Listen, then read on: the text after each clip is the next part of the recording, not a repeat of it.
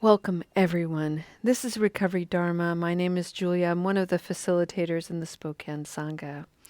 For the month of December, we are exploring the beautiful quality of peace.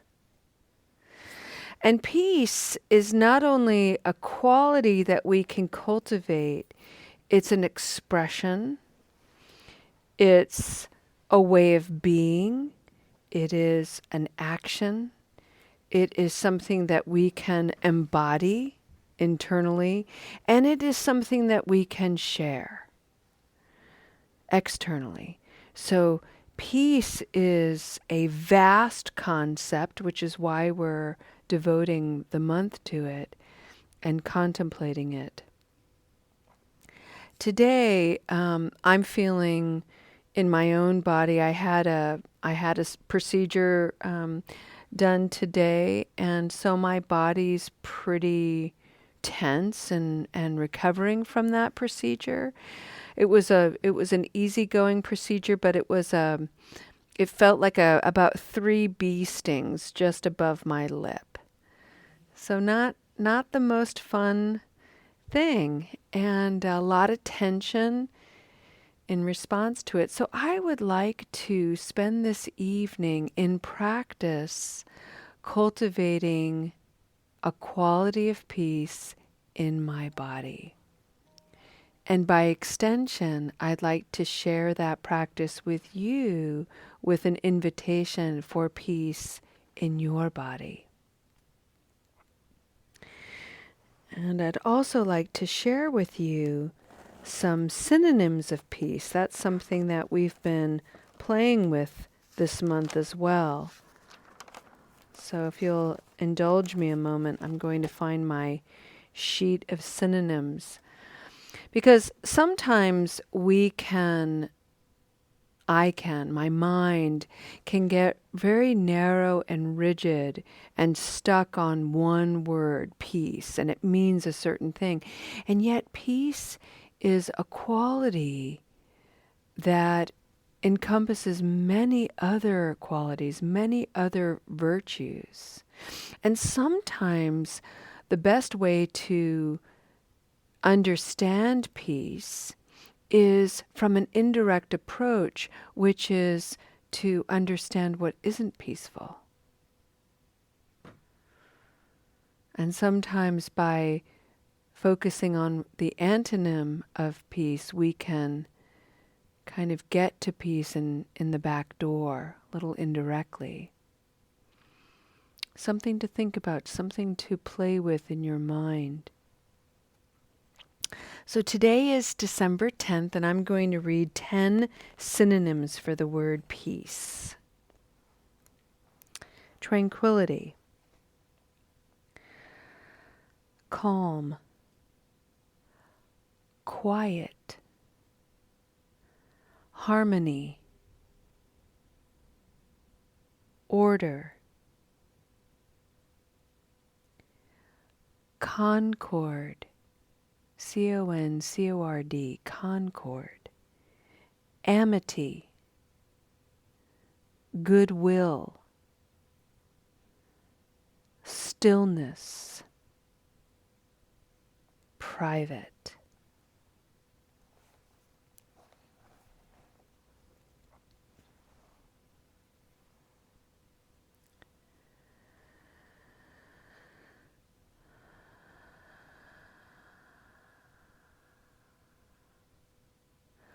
For me, the place where I begin is with the way I breathe. For me, sitting in a noble posture puts my body in an active state. Now, you may be in a place in our practice this evening where you've been active all day and you're tired. The body is tired. And I think it's a beautiful thing to practice while lying down and allowing the body and the mind to rest. Even if you fall asleep or even if you drift in and out of this meditation, know that the presence of your body, the presence of your heart, the presence of your mind will receive this on a very subtle level. And allow yourself that rest, allow yourself that indirect way of receiving, and allow yourself a tone of celebration, because you have prioritized this hour of all the things you could be doing. You came to this meeting and you're here to listen and experience the qualities of peace.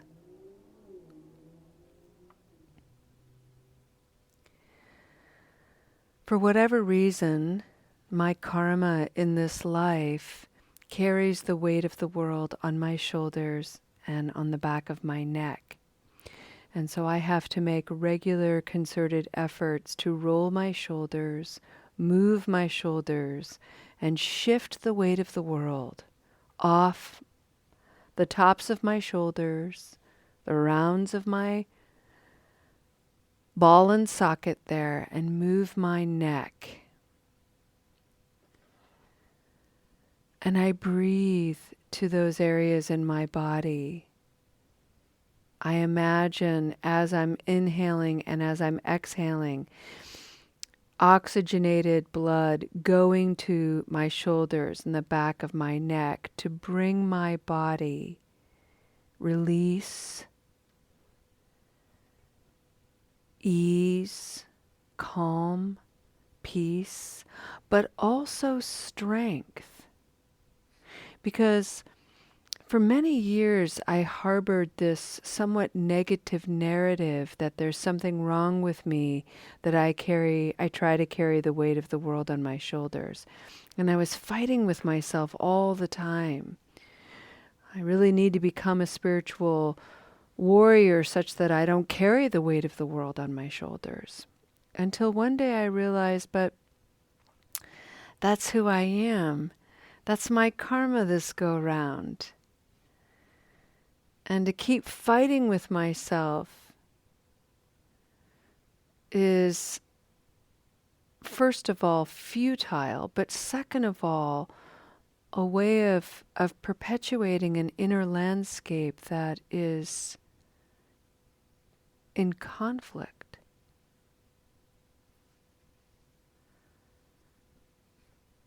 And I don't want to do that anymore. I don't want to be in conflict with who I am. And so I've put that weapon down, the judgment, the disapproval, the angst, and the tension in my shoulders eases a little bit while simultaneously getting stronger. And I get stronger so that I can be someone who is peaceful when I come into contact with other kinds of conflict. So the practice of peace for me is to create in my body a calm stillness that is strong and solid.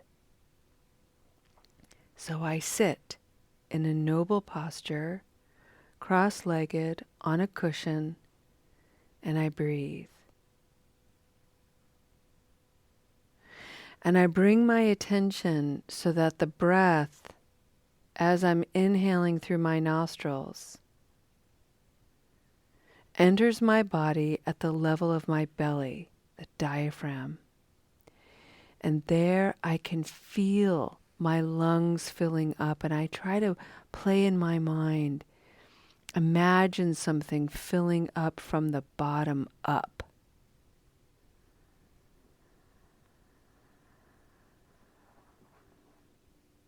And then I hold my breath for just a moment. Just a marveling moment of, wow, look at this capacity that my lungs have. Not everybody has this capacity. So I breathe to include those with less capacity. Anybody who has COPD, anybody who's on a breathing machine, anybody who's on full-time oxygen. And then as I exhale, I imagine my lungs deflating from the top down. And using my belly muscles, my core muscles, I squeeze out all that air on the exhalation. And I pause for just a moment.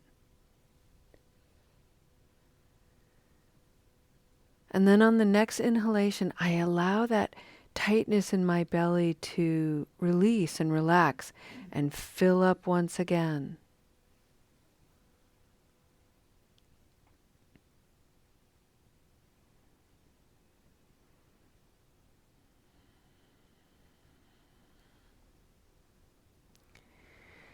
And before we go into any silence, I want to share with you this week, because I don't want you to harbor any notions that I have this down, that I'm so practiced that I never get anxious, I'm just perpetually this peaceful, calm person. I am not. I am this fabulously full human being, which means that I have this range of mastery and mimicry and elementary practice. I'm the whole range. And so this week I had an interaction with one of my kids that was very, very stirring. And I had moments where I was practiced and I was cool, and other moments where I was unskillful, not present, triggered. And I went to bed and my heart was pounding out of my chest. And I could not relax. And I am someone who knows how to breathe. I know how to talk myself through anxiety.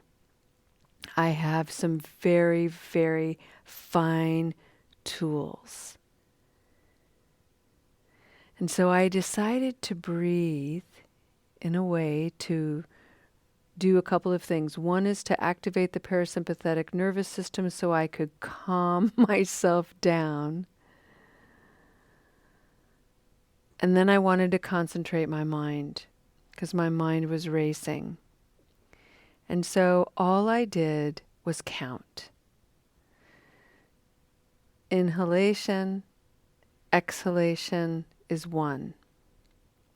And in this particular breathing practice of counting, you count to 10 breaths, and then you start over. I didn't get past 3.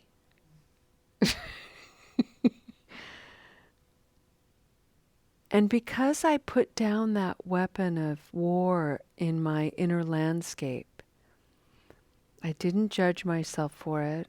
What's the matter with you, Julia? You know better. You know how to do this. I'm so over that type of conflicted mind state. That just, it's there, but I don't let it anchor me.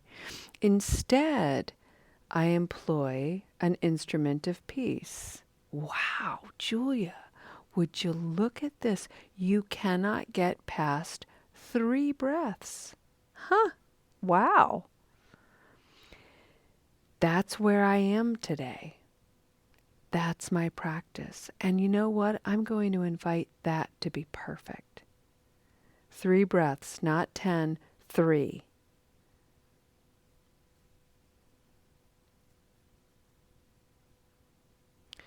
The next time I do it, maybe it'll be 7. The next time, maybe it'll be 10.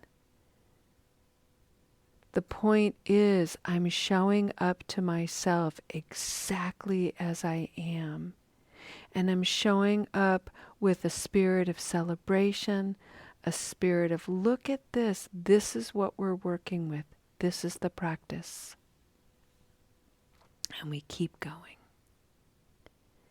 And that, my friends, is a very, very gentle step to making peace.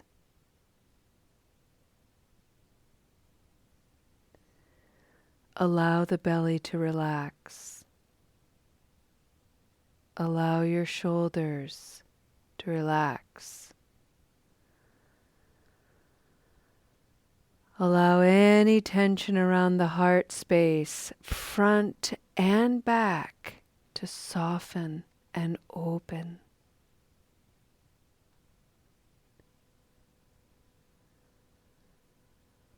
Allow an inhalation to enter into your body, filling your lungs. Pause for a moment and then exhale, concentrated, focused. And breathe again, breathing in, breathing out.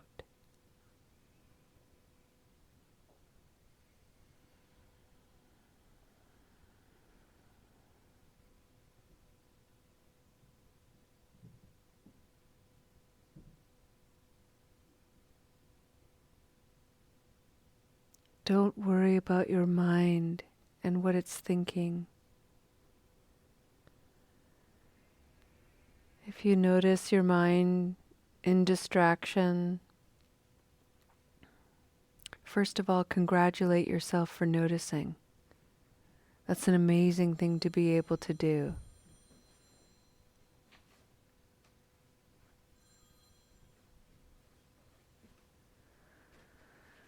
Notice and come back to breathing.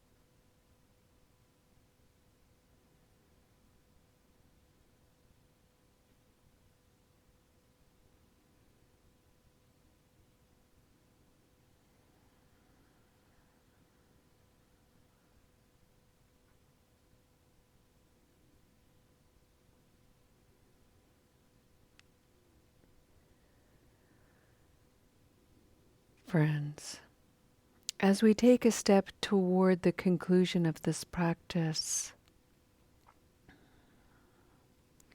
one of the things that we are endeavoring to do this month by cultivating and exploring peace is creating an environment both externally and internally where we're not so hard on ourselves.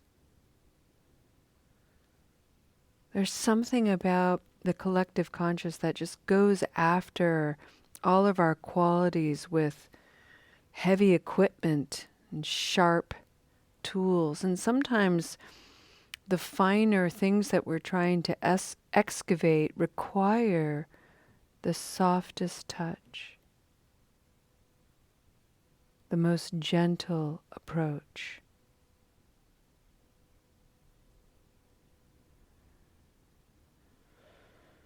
So this takes time.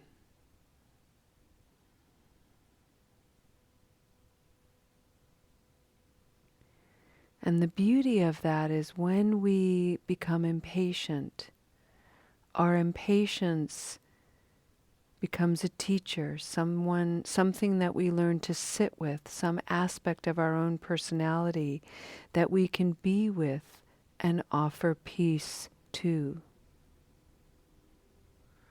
When we become annoyed, irritated, or distracted, again, teachers that we can be present to in a peaceful, encouraging way. And while it may take time, the presence of peace that you offer yourself is more than enough.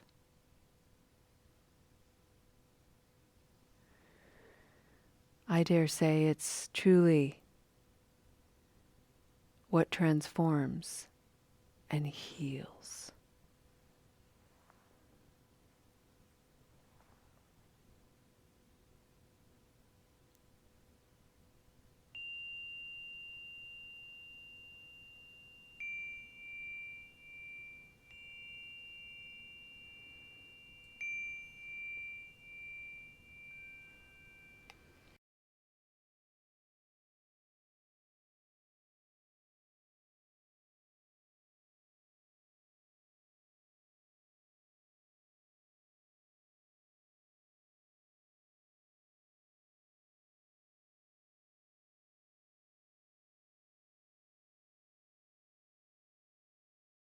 Alrighty. Let's go ahead, friends, and end our practice with a dedication of merit. And I just encourage you to find a posture in your body that feels strong and at ease. Peace is a calm, strong posture.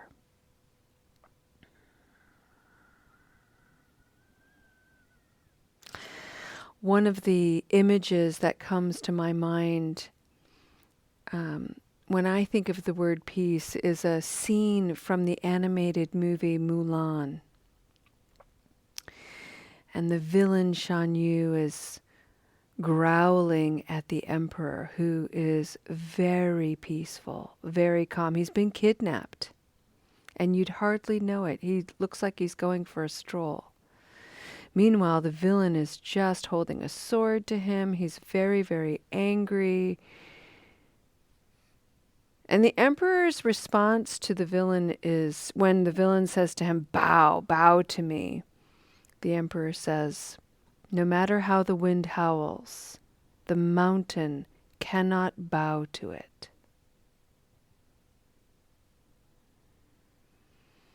The Dharma is a strengthening practice. It has soft entry points and hard entry points. It is concentrated and nurturing and encouraging. And any time you step into the presence of the Dharma, something transformative happens, and we never keep it for ourselves. We strengthen by allowing it in, by receiving it, and then giving it out. And in this way, in that exchange, we received the merit of this practice tonight, and now we are charged to share it, to bring it out, to give it away to those who need it. We strengthen ourselves, we strengthen the Sangha, we strengthen one another. And in this way, we become makers, creators, and carriers of peace. Namaste, friends.